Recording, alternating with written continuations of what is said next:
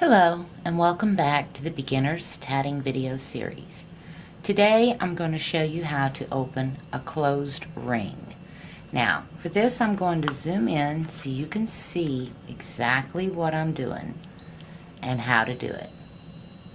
Okay, as you can see we have a ring that I have tatted and we're going to open this ring and it's already closed.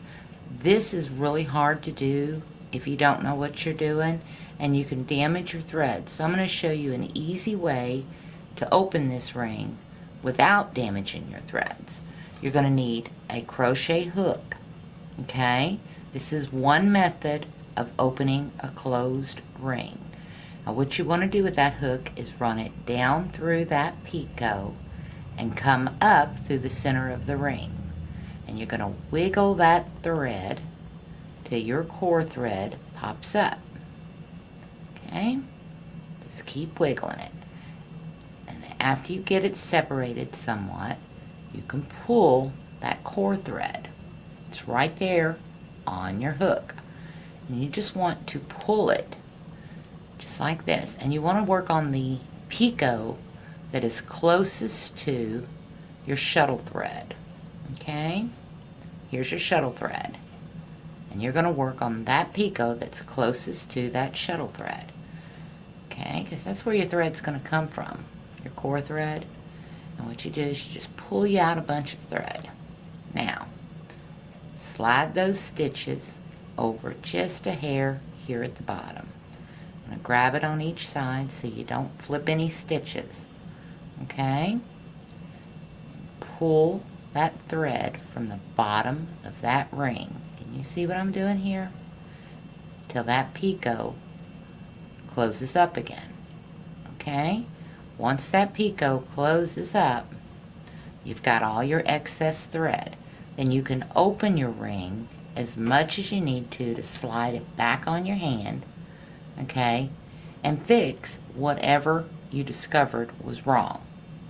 Alright? Say that this stitch here was funny looking. Okay, you want to take your crochet hook again. You want to use the back side, not the hook side. The hook side you take a chance of splitting your plies. You don't want to do that because it will show.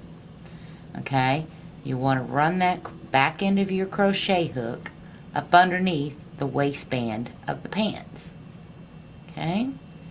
Be very, very careful. You do not want to poke your fingers. It is very, very painful. Once you get the waistband pulled up, you see, then you can wiggle. And it's just manipulating the thread to loosen it out. Okay?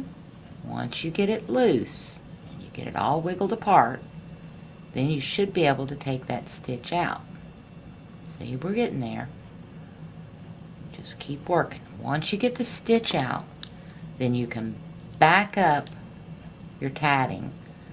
Okay? This is commonly called frogging it. Frogging it means rip it, rip it, rip it. You'll hear tatters say that. I had to frog it, and that means ripping it out. Once you get it pulled out, you line up your stitches again, and then you put that stitch back in. Close your ring. Okay? Just like that.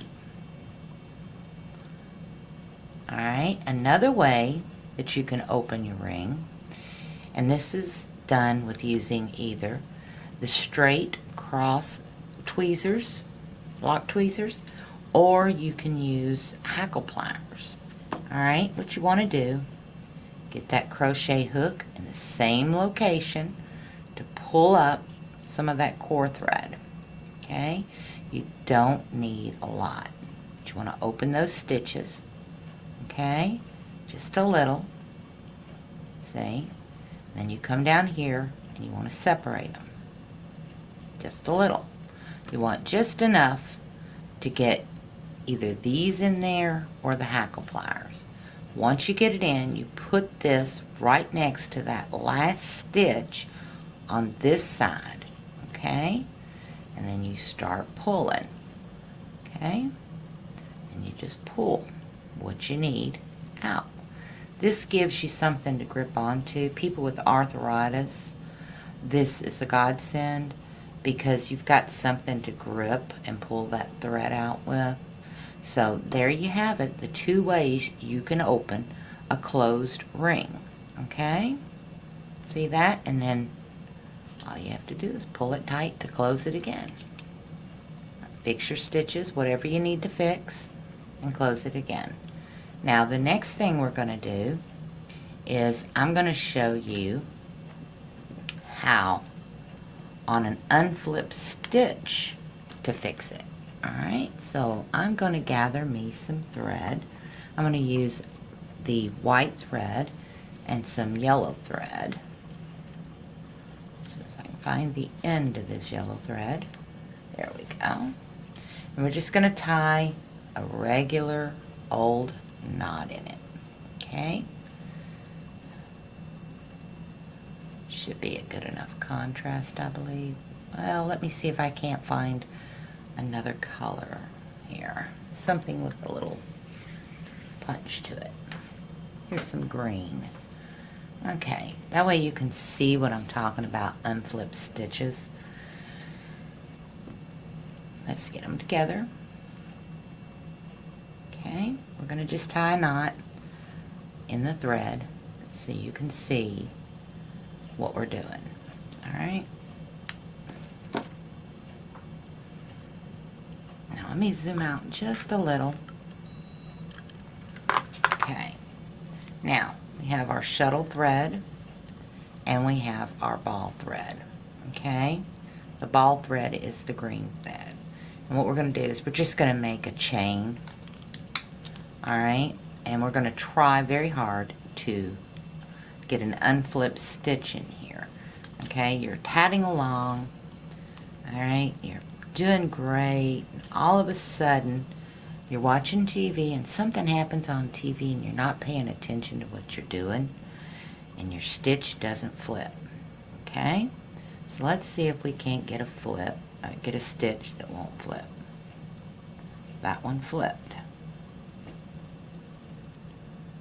Move it back out so we can get it unflipped.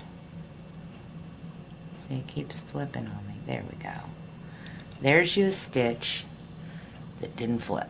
Let me zoom in on that.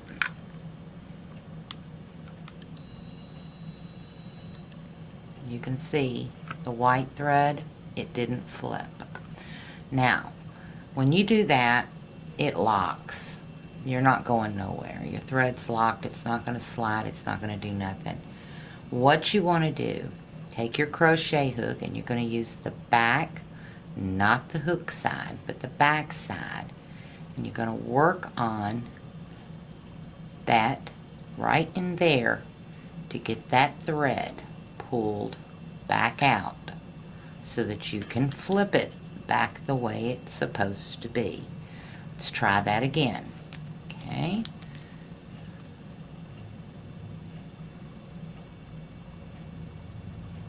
Well, that one's going to flip for sure.